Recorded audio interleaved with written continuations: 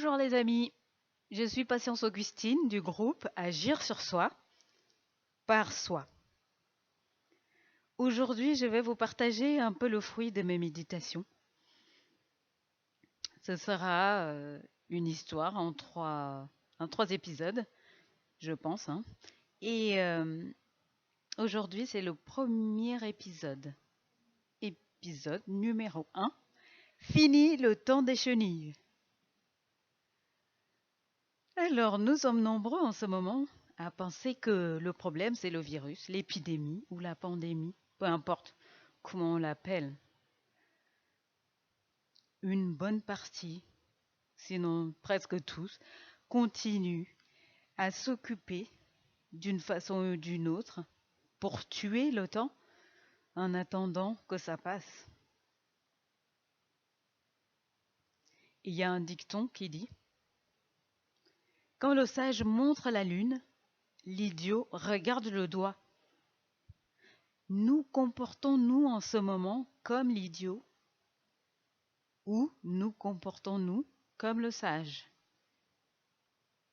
Ça, c'est une question que chacun d'entre nous doit réfléchir dans son fort intérieur. Alors, que nous dit ce fameux virus qui a réussi à stopper la frénésie de l'humanité? Un être minuscule, invisible, qui réussit à arrêter l'usine qui était devenue notre planète? Oh, pour moi, c'est un vrai grand tournant pour l'humanité.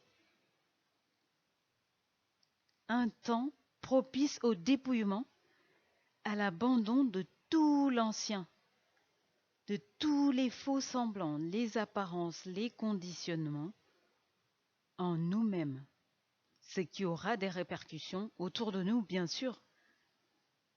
Le temps des chenilles est terminé. Le temps des chenilles est à sa fin.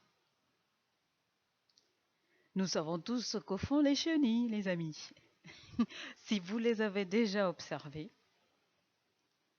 elles mangent, mangent, mangent toute la journée, depuis la première seconde de leur vie jusqu'à l'infini.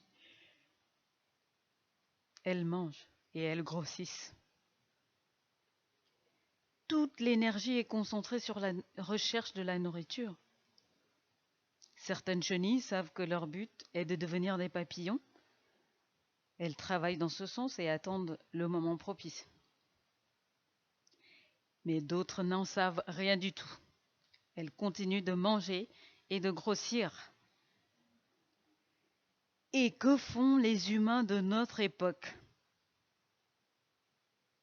Eh bien, les amis, ils mangent, mangent et ils grossissent, deviennent obèses. Ils mangent de toutes les manières possibles. Ils mangent de la nourriture solide, dévalisent les magasins pour avoir le plus possible pour soi, en oubliant les autres, comme on l'a vu ces derniers jours. Ils vont travailler toute la journée en oubliant leur famille pour accumuler de l'argent, pour pouvoir manger des aliments, des richesses. Ils mangent de la nourriture psychologique, des loisirs, des plaisirs, des expériences, des conditionnements et tout ce que vous pouvez imaginer. Ils font des études, avalent des théories, gonflent les cerveaux pour pouvoir avoir une meilleure place dans la société parmi les autres chenilles, parmi les autres hommes. Et quand on a une meilleure place, qu'est-ce qu'on fait? On mange plus, on remplit plus l'intellect, le ventre, on est obèse au niveau émotionnel, on se remplit d'émotions. Les hommes courent, travaillent, courent dans tous les sens pour ne pas s'ennuyer. Ils font tout et n'importe quoi pour pouvoir satisfaire leur ventre et aussi leur bas-ventre, en dessous de la ceinture. Ils ont oublié qu'ils sont autre chose, qu'ils doivent complètement devenir des papillons.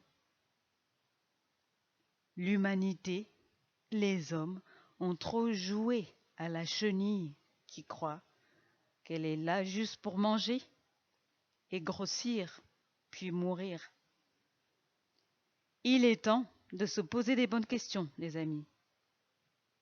Fini le temps des chenilles. Stop!